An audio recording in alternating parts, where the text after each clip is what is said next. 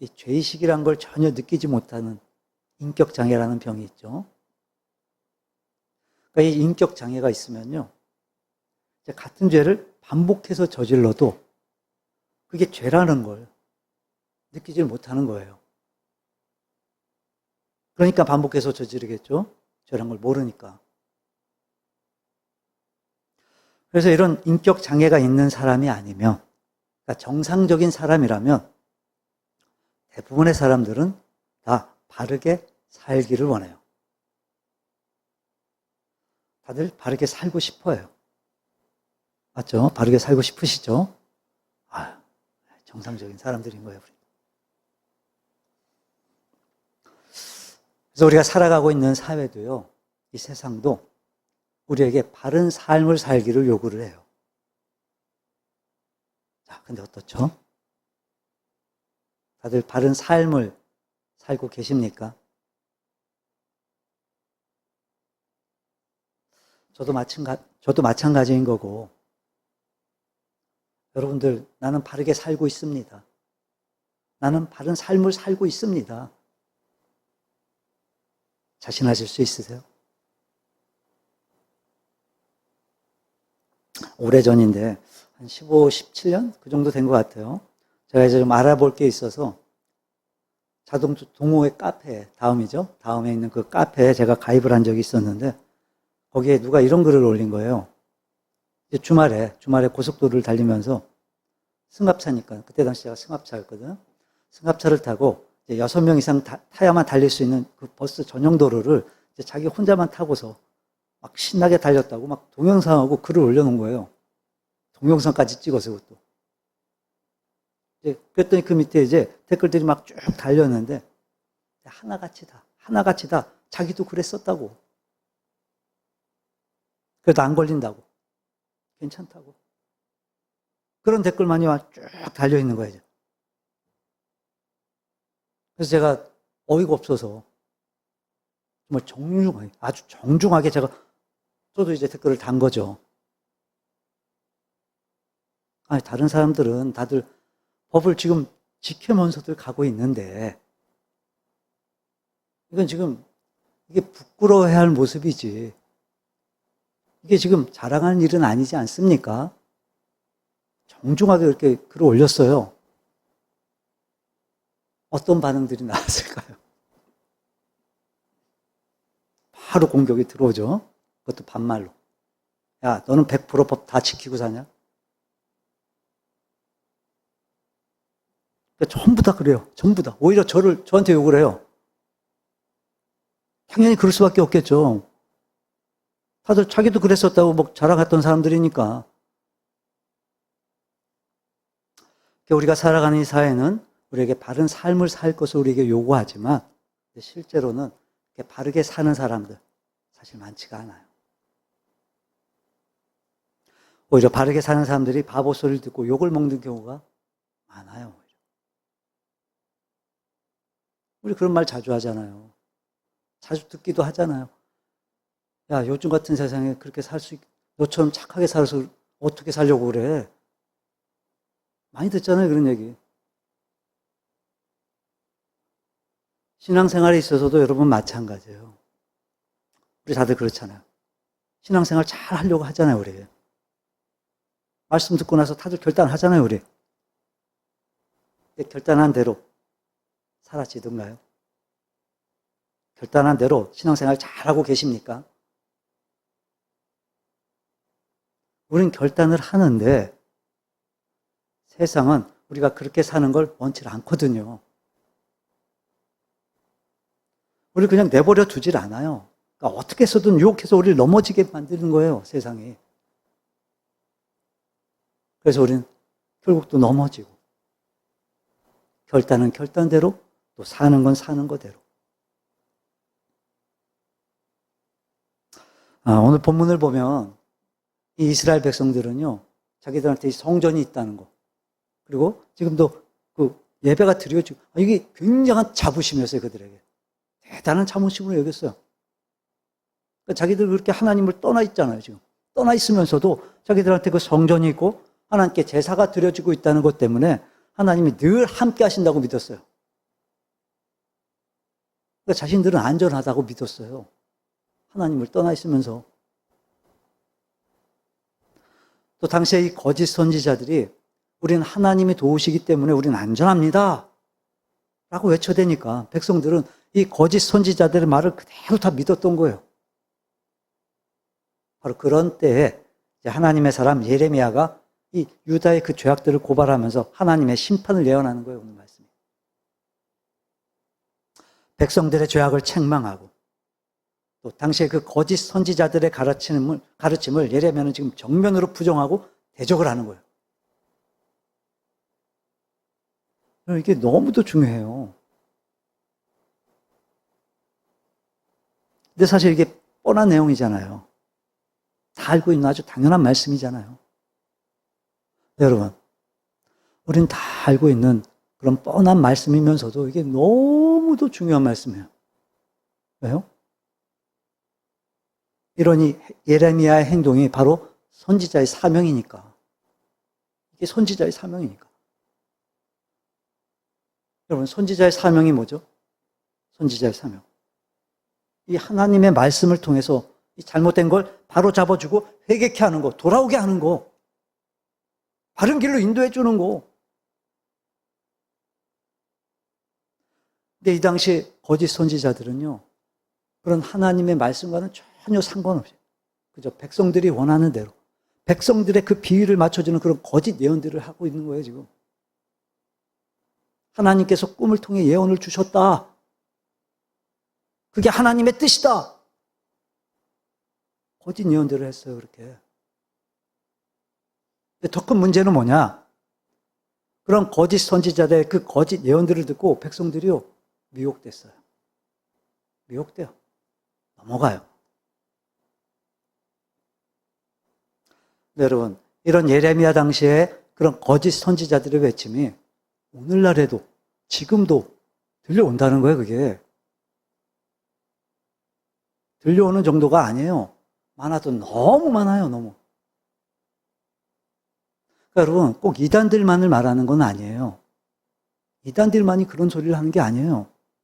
하나님의 뜻과는 상관없이, 하나님이 뭘 말씀하시는 건지는 상관없이 이 하나님의 말씀을 자기가 하고 싶은 말로,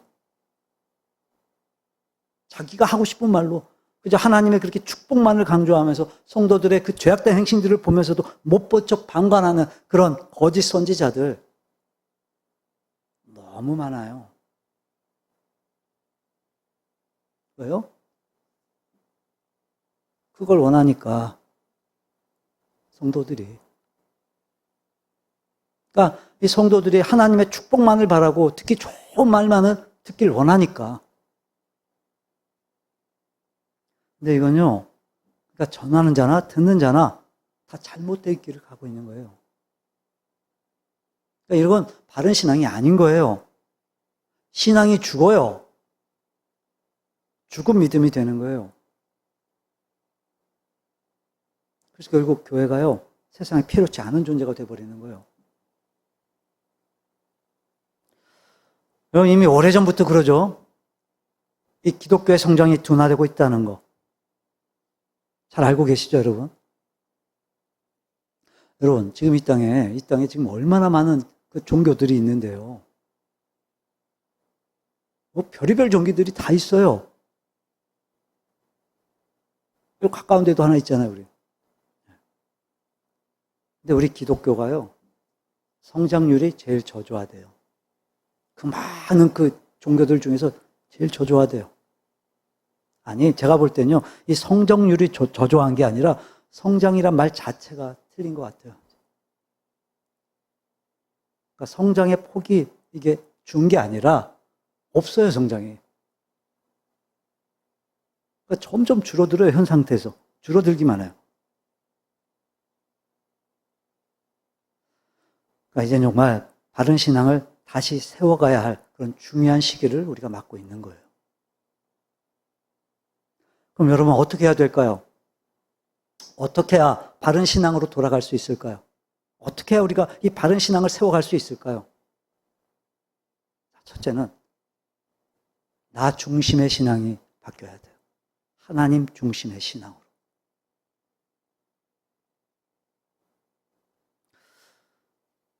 요즘 보면 그렇잖아요. 우리 그리스도인들 사실 인정을 못 받잖아요. 세상 사람들한테. 이유가 뭐죠? 왜 그런 걸까요? 제일 큰 이유가 우리 그리스도인들의 이기적인 신앙 때문이 아닐까 싶어요. 그러니까 나밖에 모르는 거죠, 나밖에. 내가 중심인 거예요, 내가. 그러니까 상대방은 어떻게 생각하든 내가 중심이 돼서 나만의 세상으로, 나만의 믿음으로 그렇게 착각하고 사는 거예요. 너무 많아요, 그런 사람들이. 우리 기독교인들 중에. 우리 배웠잖아요, 학교 다니면서. 사람은 사회적인 동물이다. 함께 살아가는 존재예요, 우리는. 내가 중심이 돼서 나만을 생각한다면, 여러분, 나는 아무리 뜨거운 신앙이 있을지라도 사람들에게 꼭 필요한 소금의 존재가 아니라 사람들 발에 밟히는 소금이 될 수밖에 없는 거예요. 아마 여러분들도 아마 뭐 보신 적도 있으실 거고 경험한 적도 있으실 거예요, 아마 이런 경우. 전철을 타고 가는데 이제 앞에 자리가 났어요. 앉을 자리가 났어. 이제 내 앞에 자리가 났으니까 이제 내가 앉으려고 하는데 저쪽에서 뭐가 하나 휙 날라오죠. 한 아주머니가 들고 있던 핸드백을 휙 던진 거예요. 그래서 야, 여기 자리 있다, 저기. 빨리 와, 일로 와. 자, 그렇게 자리를 비집고 앉더니 이제 혼자만 앉는 게 아니죠, 또. 막 비비죠. 자리를 넓혀요. 그러고서 앉아. 빨리 앉아. 아마 대부분은 있을 것 같아요, 이런 경우. 본 적. 그렇게 자리를 차지하고 앉더니 앉아서 기도를 해요, 기도를. 이제 우연찮게 거기에 함께 앉아있던 목사님이 그걸 보고 이제 아주머니한테 한번 물어본 거예요.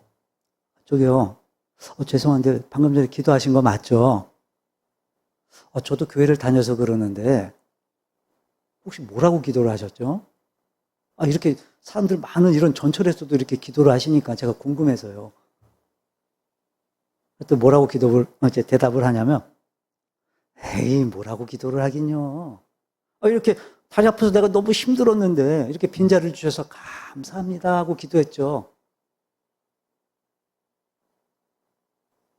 어떻게 보면요, 이게 오늘 우리 그리스도인들의 모습이 아닌가 싶어요. 물론 그렇게 자리를 잡고 앉아서 가면야 나는 편안하죠. 나는 편해요, 그럼. 그렇게 또 내 앞에 자리가 생겨서 앉았으면 또 감사해야죠.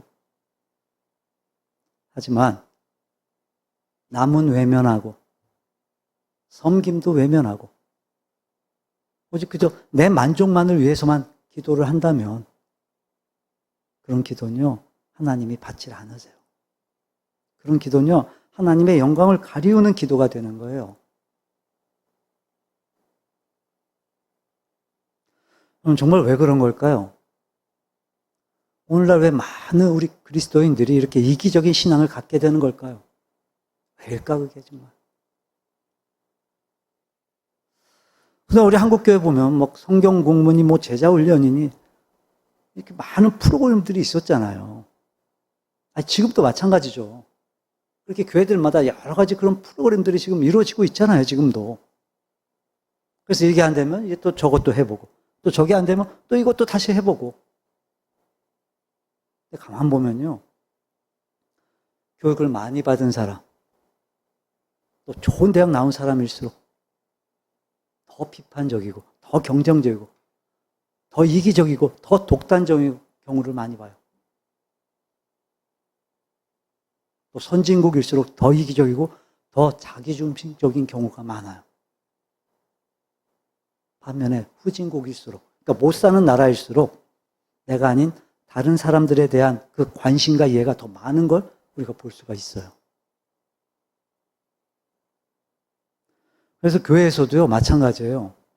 이제 교회에 오래 다닌 사람일수록, 직분을 가진 사람일수록, 성경 공부를 더 많이 한 사람일수록 교회나 성도들에게 더 비판적이고 더 경쟁적인 모습을 보이는 사람들, 더 비협조적인 모습을 보이는 사람들 굉장히 많아요. 분명 문제가 있는 게 맞죠. 예전에 어느 기사에서 보니까 상식적으로 우리가 잘 알고 있죠. 우리 인간의 뇌 어떻게 나눠지죠? 크게는 좌뇌와 우뇌 이렇게 둘로 나눠지죠. 그래서 이 좌뇌와 우뇌 중에서 이 우뇌의 활동을 강화시키면요, 기쁨, 상상력, 신비감, 격리감, 창의력 또는 사랑, 직관력 이런 게 발전이 돼서 개인보다는 공동체를 이해하고 그래서 협력하게 된다는 거예요. 자, 근데 이 좌뇌는 직선적, 분석적, 또 이론적, 논리적인 활동을 한대요. 그래서 이 좌뇌의 활동을 강화하게 되면 비판적이고 타산적이고 이기적인 인간이 된대요. 자, 근데 본래 우리 인간이 태어날 때는요, 그러니까 세상에 나올 땐 보통은 이 우뇌가 더 많이 발달돼서 태어난대요. 그러니까 하나님께서 우리 인간을 창조하실 때 이 우뇌를 더 발달되게 하신 거예요, 하나님이. 그래서 어린아이들이 간격을 잘하고 막 기뻐하고 또 창의적인 감정을 갖고 있는 거래요, 아이들이. 근데 이제 공부를 하면 할수록, 배워가면 배워갈수록 이제 이 우뇌의 활동이 둔화되고 이 좌뇌가 이제 발달을 한대요. 그래서 기쁨이나 감격, 신비감, 직관력, 또 창의력 이런 걸 점점 더 잃어버린다는 거예요. 신앙도 머리로 아는 신앙, 외우는 신앙은 이 좌뇌가 발달하게 만들고, 그래서 결국 이기적인 그리스도인들을 만들어낸다는 거예요. 여러분, 머리로 아는 신앙이 아닌 손으로 헌신하고 발로 달리는 온몸을 하는 신앙을 가질 때 기쁨이 있고 감격이 있는 진짜 신앙이 되어진다는 거예요. 다시 말해, 그러니까 뭐가 문제냐? 물론 말씀도 우리가 이 공부를 잘 해야 되지만 말씀을 몰라서 문제가 되는 게 아니에요. 말씀대로 살지 않는 게 문제인 거예요. 그럼 많이 알면 뭐 하냐고요? 알기만 하는 거. 이 직선적인 신앙은 우리의 삶과 행동에 전혀 영향을 주지 못한다고요. 그러니까 입으로만 기도하지 마시고, 입으로만 믿는다고 고백하지 마시고, 머리로만 생각하는 신앙 말고 몸으로 하는 신앙들이 되시기를 주님의 이름으로 축원합니다. 자, 그리고 또 바른 신앙을 회복하기 위해서 우리가 또 뭘 어떻게 해야 되냐? 하나님의 말씀을요, 바르게 전하고 바르게 받아야 돼요. 자, 17절 우리 볼까요? 17절 다시 한번 읽어봅니다. 항상 그들이 나를 멸시하는 자에게 이르기를 또 자기 마음이 완악한 대로 행하는 모든 사람에게 이르기를 재앙이 너희에게 임하지 아니하리라였느니라. 자, 여기서 말하는 그들, 이 그들이 누구죠? 앞에 16절을 보면 너희에게 예언하는 선지자들의 말을 듣지 말라 그래요. 근데 그들이 그 자신들의 죄악 때문에 멸망이 닥쳐오고 있는데도 그런 이스라엘 백성들을 향해 지금 외치는 거예요. 여호와의 말씀이다. 너희 평안할 거야. 괜찮을 거야. 재앙이 너희한테 임하지 않을 거야. 그렇게 외치는 거예요.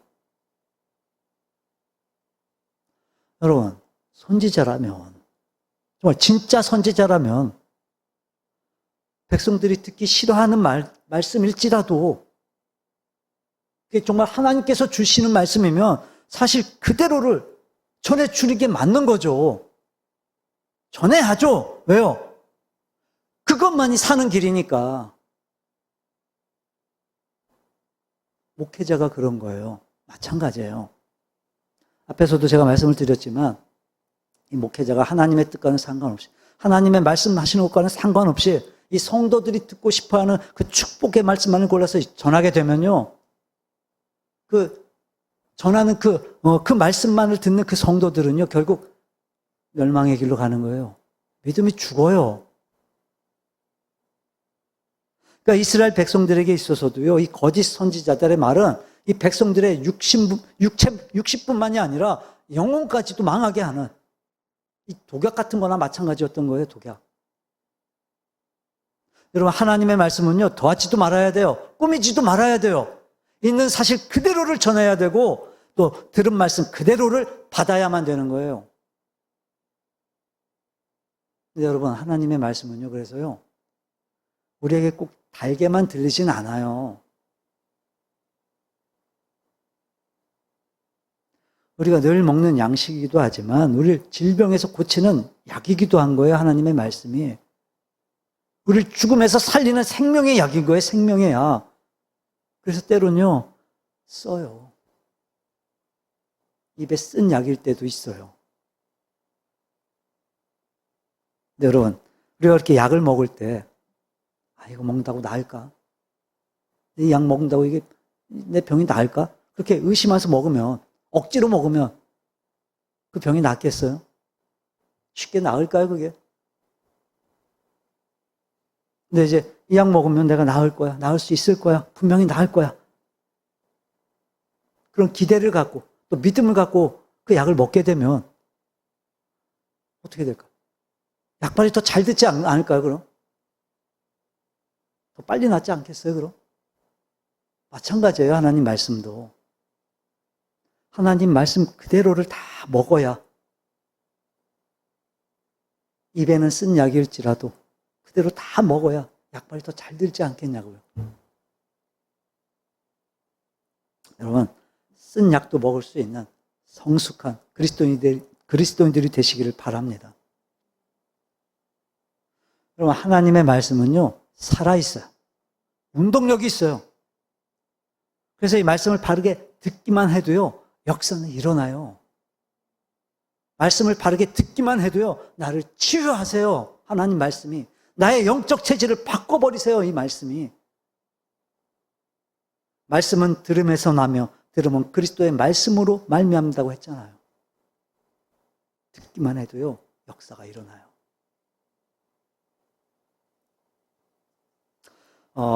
나치 정권이 이제 등장을 하면서 나치 정권이 그 궁극주의로 이제 세계를 지배하려는 그런 히틀러의 마각이 드러나기 시작했음에도 불구하고 그 당시 독일 교회는요, 그 히틀러를 그 시대에 주신 하나님의 선지자라고 칭송을 했어요.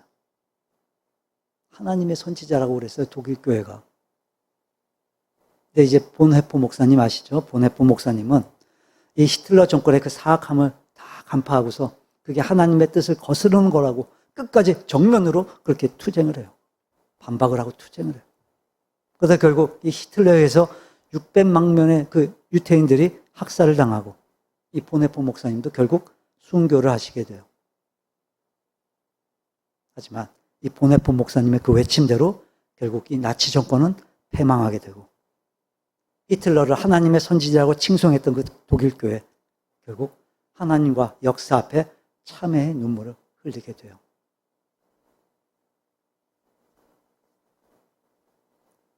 여러분, 오늘을 살아가는 우린 나의 가정과 나의 나라를 살리는 이 세상, 이 시대를 살리는 이 하나님의 말씀을 우리가 들을 수 있어야만 돼요. 어떻게 해요? 뭘 통해서? 하나님은요, 지금도 이 성경을 통해서 성령의 감동으로 쓰여진 이 성경을 통해서 우리에게 말씀하세요. 그래서 우리가 하나님의 말씀, 이 성경을 우리가 가까이 하지 않으면 여러분 우리는요, 들을 수가 없어요. 못 들어요. 하나님의 음성. 여러분, 끊임없이 읽으셔야 돼요. 끊임없이. 멈춰서는 안 돼요, 절대. 끊임없이 읽어야 돼요. 그걸 읽었으면요, 그 말씀을 적용해야 돼요, 우리의 삶에. 반드시 적용해야 돼요. 그러길 힘써야 돼요. 여러분, 이 하나님의 말씀이 그런 기적들보다, 그 능력보다 더 큰 것임을 여러분 믿으셔야 돼요. 말씀이 능력이에요, 말씀이. 그러면 때론 마귀도요, 사탄 마귀도요, 미혹하는 마귀도요, 능력의 역사를 행하기도 해요. 왜요? 우리 인간이요, 그런 이적이나 그런 기적들을 보면, 그 기사들을 보면요, 혹하거든요. 쉽게 넘어가거든요, 거기에. 그래서 그런 신비한 체험들을 하게 되면요, 막 거기다 막 그런 신적인 권위를 주면서 막 필사적으로 막 거기 다 따라가는 거예요. 그럼 성경에도 나오잖아요. 성경을 봐도요, 이런 마귀가 행했던 그런 기적들, 이적들 많이 나와요. 성경에도 나와요.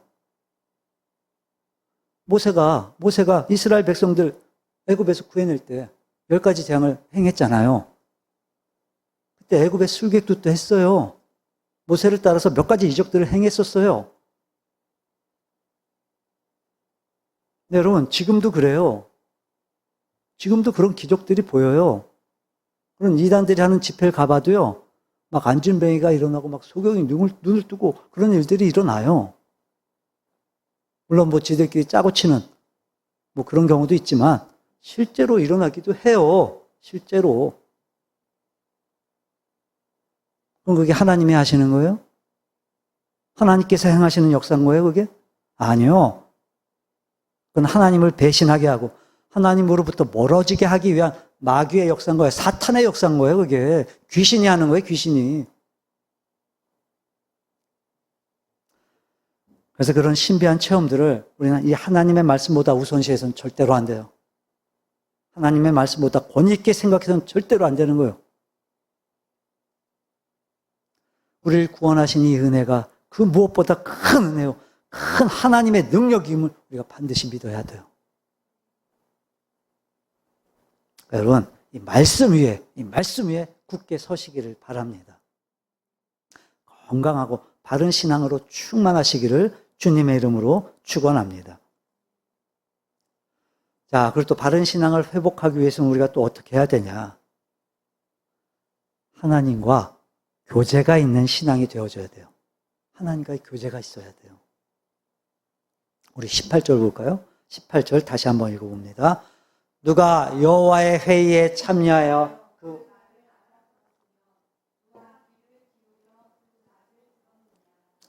여러분, 지금 이 말씀은요, 책망하는 거예요, 선지자 예레미야가. 그러니까 거짓 선지자들은 하나님과의 은밀한 교제도 없이, 하나님과의 사귐도 기도도 없이, 그래서 하나님의 뜻과 계획도 모르면서 지금 백성들을 위로한답시고 지멋대로 지금 외친다는 거예요. 그래서 하나님과는 전혀 관계가 없는 말, 곧 지들이 하는 말이라는 거예요, 지금. 니들이 하고 싶은 말 하는 거는 지금 책망하는 거예요. 이게 지금 거짓 선지자들의 특징인 거예요, 이게. 그러니까 거짓 선지자들은요, 또 이단들은요, 하나님의 뜻과는 전혀 상관없는, 전혀 맞지 않는 그런 방식으로 그렇게 신기한 얘기들을 막 풀어내요. 근데 문제는 뭐냐? 누가 그렇게 좀 뭐 특별한 얘기를 하면요, 사람들은 그 사람을 막 아주 대단한 사람으로 착각들을 하는 거예요. 여러분, 예수님께서 이 산상수훈의 마지막에 뭐라고 하셨는지 아세요? 거짓 선지자들을 삼가라고 하셨어요. 그래서 마태복음 7장 22절을 보면요, 그달에 많은 사람이 나더러 이르되 주여 주여 우리가 주의 이름으로 선지자 노릇하며 주의 이름으로 귀신을 쫓아내며 주의 이름으로 많은 권능을 행하지 아니하였나이까 하리니 그래요. 여러분, 거짓 선지자도 권능을 행해요. 이단들도 권능을 행해요. 여러분, 제가 앞에서도 말씀드렸지만 특히 우리 한국의 성도들이요, 이런 신비한 체험들 여기 너무도 약해요. 너무도 약해요. 이런 이적들, 이런 기사들을 보면요, 이런 기적들을 보면 헷가닥해요.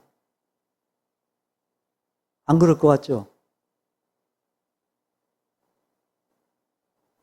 눈에 보여지는 대로 한번 체험하기만 하면 그게 어디서 오는 능력인지 그 출처도 확인하지 않고 그냥 무조건 따라간다니까요. 보여지는 대로 믿는다니까요, 사람이, 심리가. 여러분, 이 거짓 선지자들의 친절을 주의하셔야 돼요. 거짓 목회자들의 친절 주의하셔야 돼요. 특별히 요즘은요, 교회 안에서도 우리가 정말 주의해야 돼요. 조심해야 돼요. 우린 지금까지 아직까지는 우린 그렇지는 않지만, 괜찮지만, 우리 교회도 그럴 거예요.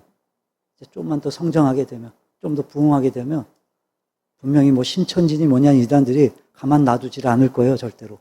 미혹하기 시작할 거예요. 벌써부터 그랬잖아요, 우리. 벌써부터 책자들 보내오잖아요, 막. 우리 유다서 한번 볼까요? 한번 유다서 1장 볼까요? 1장.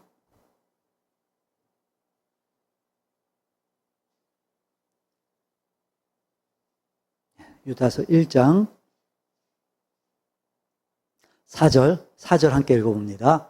이는 가만히 들어온 사람 몇이 있음이라 그들은 옛적부터 이 판결을 받기로 미리 기록된 자니 경건하지 아니하여 우리 하나님의 은혜를 도리어 방탕한 것으로 바꾸고 홀로 하나이신 주제 곧 우리 주 예수 그리스도를 부인하는 자니라. 그러니까 우리 안에 들어와서 막 친절하게 대하고 막 신뢰를 쌓는 듯 하다가 결국엔 미혹하기 시작하는 거예요. 그래서 예수님도 그렇게 말씀하시는 거예요. 거짓 선지자들을 삼가라. 양의 옷을 입고 너희에게 나오나 속에는 노략질하는 일이니라. 그럼 마귀는요, 이단들은요, 막 눈을 부릅뜨고 위협하는 그런 무서운 모습으로 우리에게 다가오질 않아요. 걔들이 얼마나 사악한 존재인데요. 아주 달콤한 유혹으로 우리의 가장 약한 부분을 아주 집중적으로 공격을 하는 거예요, 걔들은. 여러분, 한 번 물면요, 걔들은 절대로 놓지를 않아요. 이런 사탄의 유혹에 여러분의 영혼을 빼앗기지 마시길 바랍니다. 겉으로 보여지는 이적에, 겉으로 드러내는 친절에 여러분의 영혼을 빼앗기지 마시길 바라요. 항상 깨어있어 근신하며 주님 앞에 미혹되지 않기를 기도하시기를 바라요. 여러분, 하나님과의 교통 속에서 주어주시는 그 하나님의 말씀을 우리가 들어야 돼요. 그 말씀만을 붙들어야 돼요, 우리가. 말씀을 전하는 자나 듣는 자나 이 하나님과의 교제가 있어야만 미혹이 되지 않는 거예요. 여러분, 예수님도 그러셨잖아요. 예수님도 새벽에도 기도하시고 또 때론 밤이 되도록 예수님도 기도하셨어요. 왜요? 뭐 때문에요? 하나님과의 교통을 위해서, 하나님과의 교제를 위해서. 여러분, 우리가 기도하지 않으면요, 하나님의 생각이 아니라 내 생각, 인간적인 생각이 나를 지배하게 돼요. 내 생각이 나를 지배하게 된다고요.